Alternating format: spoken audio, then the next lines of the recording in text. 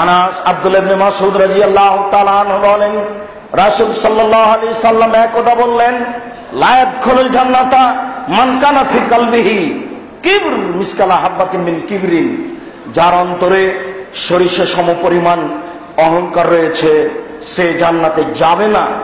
এই পর্যন্ত বলতেই কালা রাজুলুন, একজন সাহাবী বলে বসলেন, আল্লাহ রাসূল, ইন্না রাজুলা ইউহিব্বু আয়াকুনা সাওবুহু হাসানান ওয়া নালুহু হাসানান।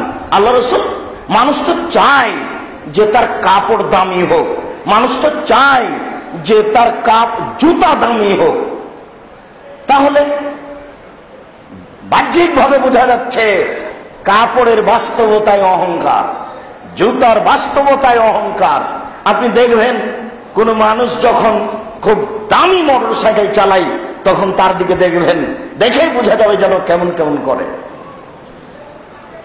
যার যত গাড়ি দামি, গাড়ি থেকে যখন নামবে তখন তার সাথে কথা বলিয়েন, দেখলেই বোঝা যাবে তার গাড়ি যে দামি এটা তার মুখে এবং তার শরীরে প্রমাণ পাচ্ছে। এটা হবেই, এটা স্বাভাবিক গতি। তখন সাহাবী বলে বসলেন, আল্লাহ রাসূল, ইন্না রাজুলা ইউহিব্বু আয়াকুনা সাওবুহু হাসানান ওয়া লানুহু হাসানান। আল্লাহ রাসূল, মানুষ চায়, মানুষের মনে চায় যে তার কাপড় দামি হোক, মানুষের মনে চায় যে তার জুতা দামি হোক। তখন আল্লাহ রাসূল বলছেন, এই শোনো, ইন্নাল্লাহা জামিল ইউহিব্বুল জামালা। আল্লাহ সুন্দর, আল্লাহ সুন্দরকে ভালোবাসেন। আল্লাহ সুন্দর, আল্লাহ সুন্দরকে ভালোবাসেন। আল্লাহ সুন্দর, আল্লাহ সুন্দরকে ভালোবাসেন। যার টাকা যত বেশি তার কাপড় তত দামি হতে হবে, নইলে সে কৃপণ, সে জাহান্নামে যাবে।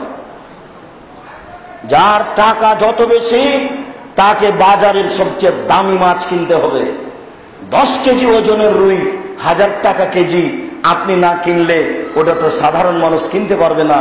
শেষ পর্যন্ত লোকটা ঢাকায় নিয়ে এসেছে মাছ বিক্রি করতে, তার ব্যবসা লস হবে, ক্ষতিগ্রস্ত সে হবে।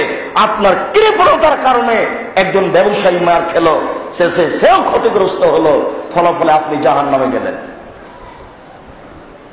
টাকা বেশি হলে কাপড় দামি হতে হবে, এটা জরুরি। টাকা বেশি হলে বাজারের দামি জিনিস কিনতে হবে, এটা জরুরি।